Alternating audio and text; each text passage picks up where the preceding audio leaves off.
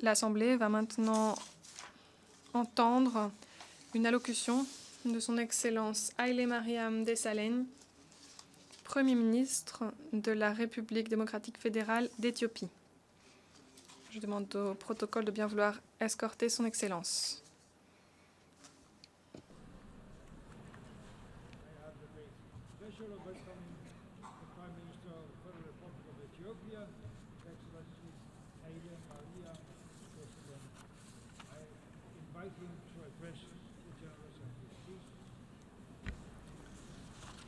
Mr. President, Monsieur le Président, permettez-moi tout d'abord de vous féliciter à l'occasion de votre élection à la présidence de l'Assemblée générale à un moment particulièrement important de l'histoire des Nations unies. Ceci a été une année très importante. Non seulement c'est l'année durant laquelle nous commémorons les 70 ans de notre organisation, la seule organisation universelle, mais c'est une année durant laquelle des actions audacieuses sont prises pour nos populations et notre planète. Je souhaiterais également exprimer toute ma reconnaissance à votre prédécesseur, notre frère de l'Afrique, qui, avec beaucoup de succès, a dirigé les travaux de cette auguste instance cette dernière année, notamment lors de processus de négociations intergouvernementaux difficiles. Sa contribution a permis de faciliter ces processus et de faire progresser le programme des Nations unies. Nous lui devons toute notre reconnaissance pour ses efforts inlassables. Je souhaiterais également rendre hommage à notre secrétaire général pour son dévouement et ses efforts afin de faire progresser les objectifs et les buts et principes des Nations unies. Monsieur le Président, ce que nous avons réalisé au cours de cette année par des négociations difficiles et par le compromis en adoptant un partenariat mondial dans le cadre du programme d'action d'Addis Abeba en juillet, et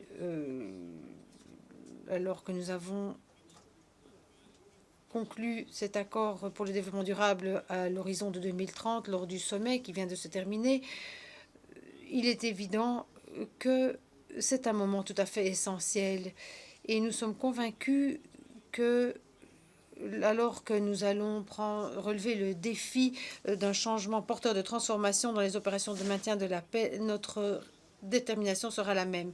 La volonté politique et l'engagement dont nous avons fait montre en adoptant le programme d'action d'Addis Abeba et le programme à l'horizon de 2030 me donnent un certain espoir et un certain optimisme que nous allons pouvoir arriver à un accord juridiquement contraignant concernant le climat sous l'égide de l'ONU et de sa convention cadre au changement climatique à Paris au mois de décembre.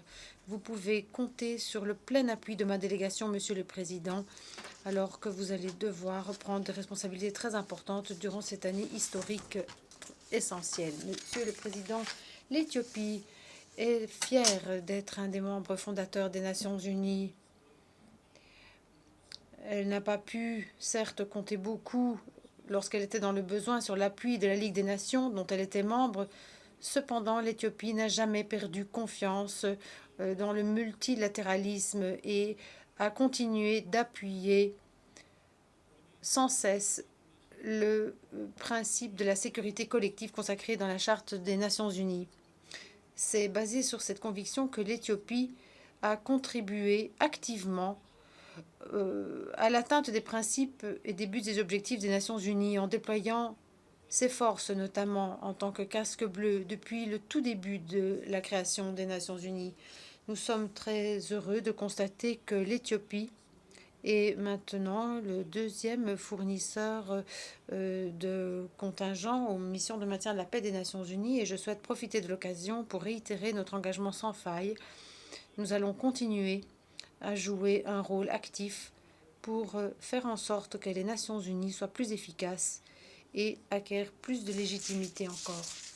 Monsieur le Président, alors que nous commémorons le 70e anniversaire de notre organisation, il convient que nous fassions un bilan des résultats et des lacunes des 70 dernières années et que nous tirions les enseignements adéquats de l'histoire pour pouvoir avancer. Le monde a réalisé de grands progrès dans toute une série de domaines pour faire progresser les nobles objectifs consacrés dans la Charte des Nations Unies. Cela ne fait aucun doute.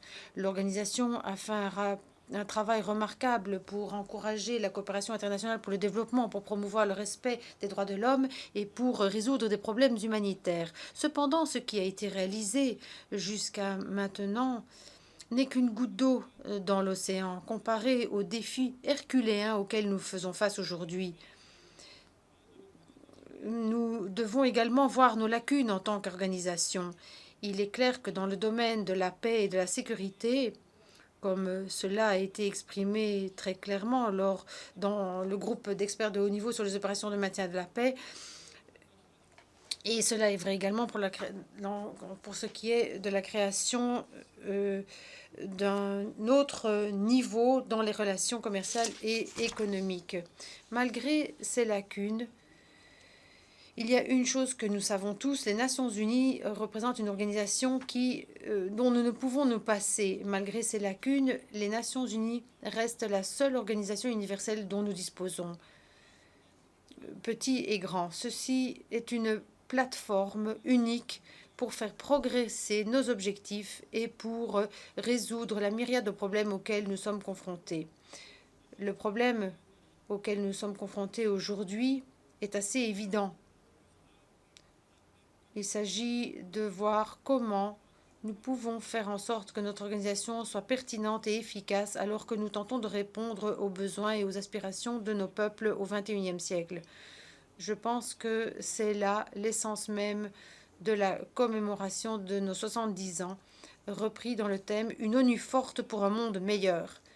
Mais après tout, les Nations Unies sont une organisation intergouvernementale et une organisation dont la force et les faiblesses ne peuvent être décodées de manière indépendante du rôle de ses membres. Il est donc important que nous donnions à cette organisation les outils pour qu'elle puisse remplir ses promesses dans cette nouvelle ère. Les Nations Unies, effectivement, ont été créées dans un ordre mondial après 1945 et après les terribles destructions de la Seconde Guerre mondiale et de la Grande Dépression qui avait précédé. Mais il ne fait aucun doute que cela a inspiré les lettres et l'esprit de la charte. Le monde, cependant, a beaucoup changé depuis et les nombreux défis auxquels nous sommes confrontés aujourd'hui sont bien différents de ceux auxquels étaient confrontés les fondateurs de notre organisation juste après la Seconde Guerre mondiale. Il est clair que les fondateurs ne pouvaient anticiper, par exemple, l'apparition d'une menace comme le terrorisme et l'extrémisme violent, ni les conséquences épouvantables du changement climatique et d'autres défis de l'heure. D'un autre côté, les membres des Nations Unies ont changé beaucoup ces dernières années, mais la réalité économique et géopolitique également, avec la mondialisation, avec une révolution dans les technologies de l'information, nous sommes plus interconnectés et plus interdépendants que jamais. C'est pourquoi les Nations Unies ont besoin des outils nécessaires pour faire face à ces défis et à ces réalités, pour mieux servir les besoins de nos peuples et de nos nations dans une ère complètement différente et nouvelle. La nécessité de réformer le système des Nations Unies a déjà été reconnue depuis longtemps, mais trouver le compromis nécessaire entre les membres n'a pas été une tâche facile. Cependant, nous ne pouvons remettre ce travail à plus tard. Il apparaît clairement que si nous n'entreprenons pas les réformes nécessaires, nous ne serons pas en position d'arriver à un programme porteur de transformation que nous nous sommes fixés. C'est la raison pour laquelle il n'est pas suffisant d'adopter une nouvelle génération d'objectifs de développement durable dont les ambitions sont historiques. Il est aussi essentiel et indispensable que les Nations Unies soient en mesure de relever les défis de l'après 2015. Une réforme en profondeur du système des Nations Unies, notamment du Conseil de sécurité, est un élément indispensable. Il est nécessaire d'illustrer les réalités géopolitiques de l'heure, de faire en sorte que les Nations Unies soient une organisation plus efficace, plus légitime, plus représentative. Dans ce contexte, nous profitons de l'occasion, une fois de plus, pour nous faire l'écho de l'appel de l'Afrique. Il faut qu'elle soit représentée pleinement dans les organes de prise de décision de cette organisation, notamment au Conseil de sécurité, comme cela a été énoncé dans le consensus des Îles Unies et dans la déclaration de Sirte. Monsieur le Président, nous, en Éthiopie, restons pleinement engagés par rapport aux buts et principes des Nations Unies. Nous sommes très reconnaissants pour l'appui et le partenariat des Nations Unies dans nos efforts visant à nous développer. Les raisons des progrès remarquables atteints ces 15 dernières années, notamment les progrès en matière d'OMD, est due en grande partie au fait que nous avons pris dans nos propres mains notre destin. Nous avons élaboré notre propre stratégie de développement et mobilisé des ressources nationales pour leur mise en œuvre. Mais nous avons également utilisé pleinement la coopération de développement dont nous avons bénéficié avec les Nations Unies et avec d'autres partenaires. L'Éthiopie s'est embarquée dans un programme transformateur ambitieux afin d'arriver au statut de pays à revenus intermédiaires avant 2023. Nous avons l'intention de le faire en nous basant sur une croissance neutre en carbone grâce à notre stratégie de l'économie verte pour le climat qui est maintenant pleinement intégrée dans notre plan de développement national. Les résultats obtenus ces 5 dernières années sont encourageants et ils ont été une source d'inspiration pour nous, pour en faire davantage encore grâce à la mise en œuvre de second plan de transformation et de croissance que nous venons d'entamer. C'est donc avec optimisme que nous regardons vers l'avenir.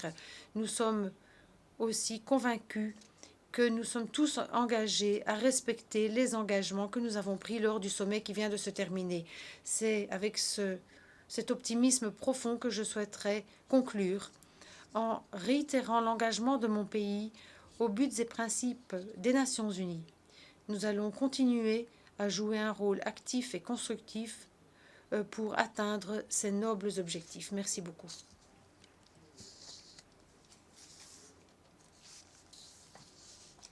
Au nom de l'Assemblée générale, je souhaiterais remercier le Premier ministre de la République démocratique fédérale de l'Éthiopie pour la déclaration qu'il vient de faire.